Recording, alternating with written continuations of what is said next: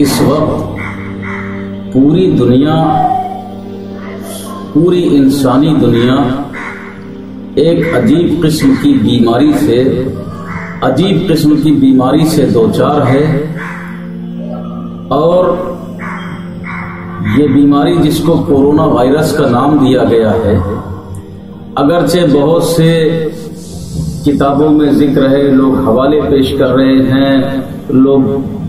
عجیب سی باتیں، عجیب سی تاریخیں بتا رہے ہیں، تاریخیں اس کے معاملے میں پیش کر رہے ہیں، لیکن جو سچائی سب کے سامنے ہے اس وقت دنیا میں، وہ یہ دیکھنے کو مل رہا ہے کہ دنیا کے ویل ڈیولپڈ کنٹریز جو ہیں، جو ترقی یافتہ ممالک ہیں، وہ اس بیماری کا ایک دوسرے کو ذمہ دار ٹھہرا رہے ہیں۔ کہاں تک سچائی ہے، کیا حقیقت سامنے آئے گی، اس کو تو کوئی نہیں سمجھ پا رہا ہے، لیکن آج ہم دیکھ رہے ہیں کہ ان حالات میں ہر انسان دوسرے انسان سے دوری بنا کر کے چلنے پر مجبور ہے، اور اس کو ہر وقت یہ خدشہ، یہ خطرہ لاحق ہے، معلوم نہیں کب یہ لاحق بیماری، اس مہاماری کا وہ شکار ہو جائے۔ مجھے تو یہ سب دیکھ کر جناب رہبر مکن پوری علیہ الرحمت و رضوان کا وہ شعر یاد آ رہا ہے کہ سب کو اپنی اپنی پڑی ہے، کیا یارو محشر کی گھڑی ہے۔ اس قسم کی بات ہے۔ اس موقع پر ہم جو سب کچھ دیکھ رہے ہیں ان میں وہ عبادت گاہیں بھی بند ہو گئی ہیں، چاہے مندر ہوں، چاہے مسجد ہوں، چاہے شیوالے ہوں یا گرودوارے ہوں۔ ہمارے ملک کے نظام میں اور حکومت کے کہنے سے، حکومت کے نافذ قانون کی بنیاد پر تمام مذہبی عبادت گاہیں بھی بند ہیں، اور ان عبادت گاہوں کے ساتھ ساتھ ملک کی وہ خانقاہیں بھی بند ہیں جن خانقاہوں میں صبح سے شام تک لوگوں کے میلے لگے رہتے تھے، انسان پہنچتے تھے منت ماننے کے لیے، دعائیں مانگنے کے لیے۔ آج وہ سب خاموش ہیں۔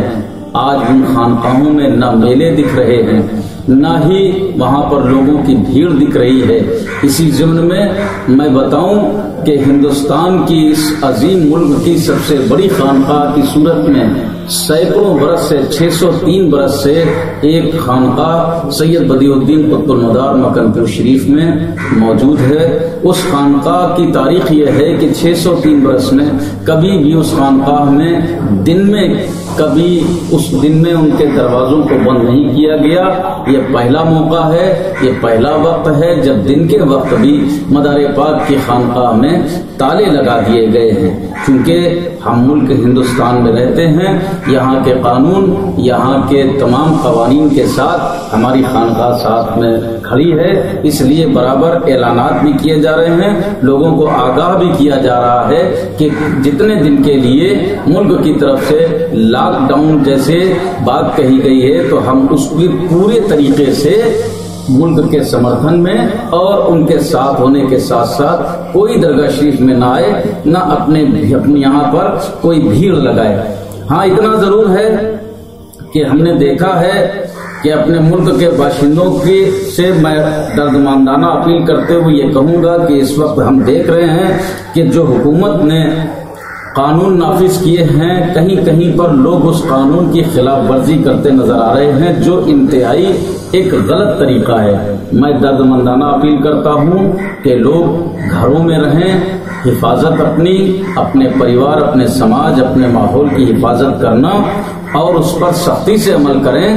گھر میں رہ کر کے یہ کوشش کریں کہ خود بچیں اور دوسروں کو اس مہلک بیماری سے بچائیں۔ لیکن یہ بھی بتا دیں کہ آج ہمارے ملک ہندوستان میں ایک دوسرے کے لیے جو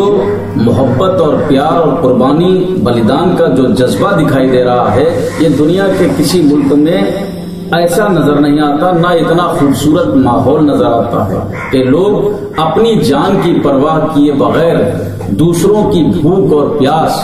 دور کرنے کے لیے اور ان کی پریشانیاں دور کرنے کے لیے سب لوگ آگے بڑھ کر کے ایک ساتھ آ گئے ہیں، بغیر مذہب و ملت کے۔ نہ آج کوئی ہندو نظر آ رہا ہے، نہ مسلمان نظر آ رہا ہے، نہ سکھ ہے، نہ عیسائی ہے۔ اگر دکھ رہا ہے تو صرف انسان دکھ رہا ہے۔ کوئی بھوکا دکھائی دے، کوئی اس سے یہ نہیں پوچھ رہا ہے کہ تمہارا مذہب کیا ہے، تم کس علاقے کے رہنے والے ہو، تمہاری ذات کیا ہے، تمہاری قوم کیا ہے۔ لوگ ہمدردی کے ساتھ بڑی بڑی تحریکیں، بڑی بڑی جماعتیں، بڑی بڑی سوسائٹی، ان کے علاوہ وہ لوگ بھی آگے بڑھ کر کے آئے ہیں، حصہ لے رہے ہیں کہ ایسا نہ ہو کہ ملک میں کوئی بھوکا اور پیاسا رہ جائے۔ یہ ایک ایسا سراہنی قدم ہے، یہ ایسا قابل تعریف کام ہے جو دنیا کے دوسرے کسی بھی ملک میں دیکھنے کو نہیں ملتا، جس پر ہم اپنے ملک پر، ہندوستان پر جتنا بھی ناز کریں وہ کم ہے۔ ہاں یہ ضرور ہے،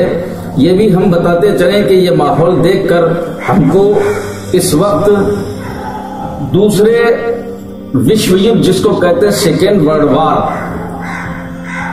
دوسری عالمی جنگ کا ایک واقعہ یاد آتا ہے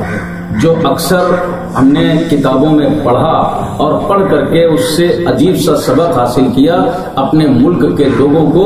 اس واقعے کی طرف رجحان دلاتے ہوئے یہ بتانا چاہیں گے کہ جب سیکنڈ ورلڈ وار تھا، جب دوسری عالمی جنگ تھی جسے وشو یدھ کہا جاتا ہے، اس وقت جرمن میں ہٹلر کے بم برسانے والی تمام تر توپیں برٹن کے ہر حصے پر بموں کی بارش کر رہے تھے۔ ایسے ماحول میں وہاں لوگوں میں بڑی پریشانیوں کا عالم تھا، کھانے پینے کی دشواریاں اور پریشانیاں تھیں۔ لوگ ایک دوسرے کے کام تو آنا چاہ رہے تھے، لیکن نہ چاہتے ہوئے بھی وہ ماحول نہیں بنا پا رہے تھے جو آج ہم اپنے ملک میں دیکھ رہے ہیں۔ ایک دوسرے کے قریب آنے کا ان میں جذبہ پیدا نہیں ہو پا رہا تھا۔ لیکن کچھ دن کے بعد دیکھا، پڑھا میں نے کتاب میں کہ ایک راشن کی دکان پر ایک لمبی لائن لگی ہوئی تھی۔ اس لائن میں دکاندار لگی ہوئی لائن میں لوگوں کو دودھ کی بوتل دے رہا تھا، دودھ بانٹ رہا تھا، دودھ دے رہا تھا۔ لائن زیادہ لمبی تھی۔ اسی دیر میں دیکھا کہ دودھ کی صرف ایک بوتل بچی ہے۔ اس نے کہا کہ صرف ایک بوتل ہے اور باقی لوگوں کو دودھ کم ملے گا۔ ایک شخص کھڑا تھا جس کا نمبر آ چکا تھا، اس کے پیچھے گود میں بچہ لیے ہوئے ایک عورت تھی۔ اس شخص نے دودھ کی بوتل خود نہیں لی، جبکہ اس کا اس وقت دودھ ملنے کے لیے اسی کا نمبر تھا، اور پیچھے کھڑی ہوئی عورت کو گود میں بچہ دیکھ کر کے اپنے حصے کی دودھ کی بوتل کو اس کو دے دیا اور خود لائن سے ہٹ گیا اور اس کو دلارتے ہوئے پیار کرتے ہوئے کہا کہ یہ بچہ اس ملک کا مستقبل ہے، اس ملک کا فیوچر ہے اور ہم چاہتے ہیں کہ یہ آگے بڑھے۔ جب یہ بات وہاں کے وزیر اعظم ونسٹن چرچل کو پہنچی تو ونسٹن چرچل نے کہا کہ تم سب لوگ گواہ رہنا اور جا کر کے جرمن میں ہٹلر سے کہہ دو کہ اب ہمارے ملک برطانیہ کو، اب برٹن کو کوئی ہرا نہیں سکتا۔ یہاں لوگوں میں اپنی ذاتی ضروریات اور اپنے ذاتی کاموں سے زیادہ، اپنی ذاتی ضروریات سے زیادہ اپنے ملک کے لیے سوچنے کی طاقت اور صلاحیت پیدا ہو گئی ہے، اور جس ملک میں یہ سوچنے کی طاقت اور صلاحیت پیدا ہو جائے اسے کوئی ہرا نہیں سکتا۔ تاریخ گواہ ہے، اتہاس بتاتا ہے کہ جرمن اتنا طاقتور ہوتے ہوئے بھی برٹن کو ہرا نہیں پایا۔ اس سیکنڈ ورلڈ وار میں برٹن کو کامیابی ملی اور جرمن کو ہار کا منہ دیکھنا پڑا۔ اس لیے میں اپنے ملک کے باشندوں کی بار بار اس بات پر تعریف کرتا ہوں اور ان کی اس پیش قدمی کو سراہتے ہوئے آج میں اپنے یہاں جو ماحول دیکھ رہا ہوں، اس چھوٹی سی آبادی مکن پور شریف میں جو ایک مرکزی سرزمین کہی جاتی ہے، جہاں تمام مذہب کے لوگ ایک ساتھ مل جل کر کے رہتے ہیں، اس گنگا جمنی تہذیب کی وراثت کو اپنے دامن میں سمیٹے ہوئے اس بستی نے ایک بار پھر آ کر کے آگے بڑھ کر کے قطب المدار کی اس پاکیزہ دھرتی کا نام پوری دنیا میں روشن کرنے کا بیڑا اٹھایا ہے۔ جس کے پاس بھی جو کچھ بھی ہے، جو کچھ اس کو میسر ہے، وہ جا کر کے لکھنؤ آگرہ ایکسپریس وے سے لے کر کے جی ٹی روڈ تک سب لوگ دوڑ کر کے پہنچ رہے ہیں۔ کوئی بھوکا پیاسا نظر آتا ہے، اس کو سہارا دے رہے ہیں، اس کو کھانا کھلا رہے ہیں۔ یہ بڑی تعریف کا کام ہے، اور جس ملک کے باشندوں میں یہ بات پیدا ہو جائے کہ بغیر کسی مذہب و ملت کی پرواہ کیے ہوئے جب وہ ایک دوسرے کو سہارا دینے کے لیے آگے آ جائیں تو یہ ملک آگے بڑھے گا، اور ہمیں یقین ہے اس مہاماری کو ہم ہمیشہ ہرائیں گے۔ ملک جیتے گا، کورونا ہارے گا۔